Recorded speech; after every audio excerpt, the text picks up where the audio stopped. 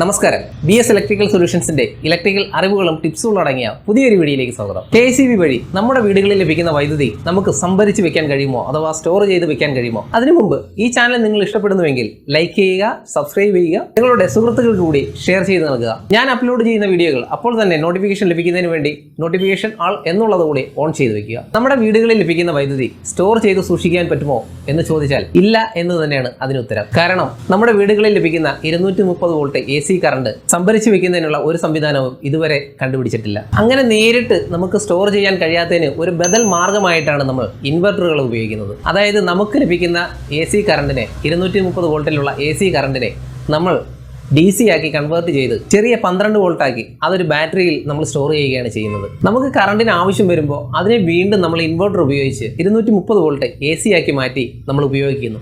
അപ്പോൾ ഈ പ്രക്രിയയിലൂടെ നമുക്കുണ്ടാകുന്ന വൈദ്യുത നഷ്ടം വളരെ വലുതാണ്. ആദ്യം AC കറണ്ടിനെ ചെറിയ വോൾട്ടേജിലുള്ള DC ആക്കി മാറ്റുന്നു, അതിനെ സ്റ്റോർ ചെയ്യുന്നു.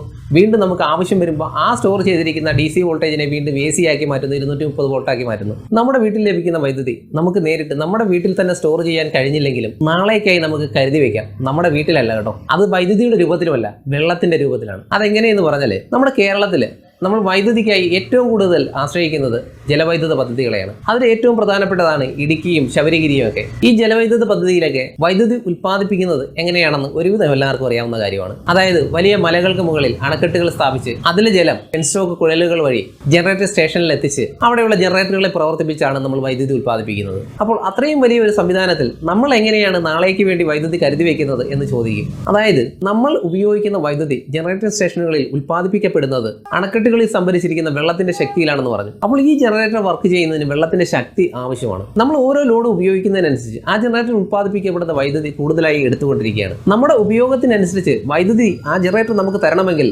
അതിനെ വീണ്ടും ശക്തിയോടെ കറക്കിക്കൊണ്ടിരിക്കണം. എത്രത്തോളം നമ്മൾ ലൈറ്റുകളും ഫാനുകളും അങ്ങനെയുള്ള ലോഡുകൾ ഉപയോഗിക്കുന്നു അതിനനുസരിച്ച് ജനറേറ്റർ സ്റ്റേഷനുകളിലെ ജനറേറ്ററിന്റെ കറക്കുന്നതിനുള്ള ശക്തിയും കൂടുതലായിരിക്കണം. ജനറേറ്ററുകളെ കറക്കാനുള്ള ആ ശക്തി നമുക്ക് ലഭിക്കുന്നത് ഡാമിൽ നിന്നും എത്തിക്കുന്ന വെള്ളത്തിന്റെ ശക്തിയിലാണ്. അതായത് നമ്മുടെ ഉപയോഗം കൂടുന്നതിനനുസരിച്ച് ജനറേറ്ററിന്റെ ശക്തിയോടെ കറക്കാൻ വെള്ളം കൂടുതലായിട്ട് ഉപയോഗിക്കേണ്ട ആവശ്യം വരും. അപ്പോൾ നമ്മുടെ ഉപയോഗം കുറയുകയാണെങ്കിൽ ആ ജനറേറ്ററിനെ പിടിച്ച് കറക്കാനുള്ള ശക്തിയും കുറച്ച് മതിയാവും. അങ്ങനെ നമുക്ക് നാളേക്ക് വേണ്ട വൈദ്യുതിയും വെള്ളത്തിന്റെ രൂപത്തിൽ മാത്രമേ ശേഖരിച്ച് വെക്കാൻ കഴിയൂ. അതുകൊണ്ടാണ് വേനൽക്കാലങ്ങളിൽ നമ്മൾ ഇരുട്ടിലാകാതിരിക്കാൻ ജലലഭ്യത കൂടുതലുള്ള ഈ മഴക്കാലങ്ങളിൽ പോലും നമ്മൾ വൈദ്യുതിയുടെ ഉപയോഗം കുറയ്ക്കണമെന്ന് പറയുന്നത്. ഇക്കാലങ്ങളിൽ നമ്മുടെ വൈദ്യുതി ഉപയോഗം കുറച്ചാൽ വേനൽക്കാലങ്ങളിലേക്ക് നമുക്ക് സംഭരിക്കാൻ കഴിയും. അല്ലാതെ മഴക്കാലത്ത് കിട്ടുന്ന വെള്ളം ഉപയോഗിച്ച് വൈദ്യുതി ഉൽപ്പാദിപ്പിച്ച് ശേഖരിച്ച് വെക്കാൻ ഇതുവരെ നമുക്കൊരു മാർഗം കണ്ടെത്തിയിട്ടില്ല. ഇനി വരുന്ന വേനൽക്കാലത്ത് ലോഡ് ഷെഡിങ്ങും പവർ കട്ടും കൊണ്ട് ബുദ്ധിമുട്ടാതിരിക്കാൻ നമുക്ക് വൈദ്യുതി സേവ് ചെയ്യാം, ശേഖരിക്കാം.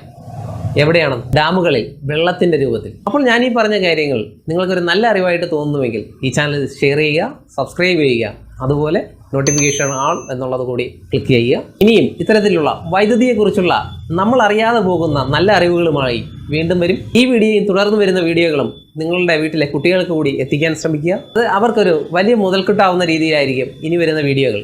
അടുത്ത വീഡിയോയിൽ വീണ്ടും കാണാം. നന്ദി.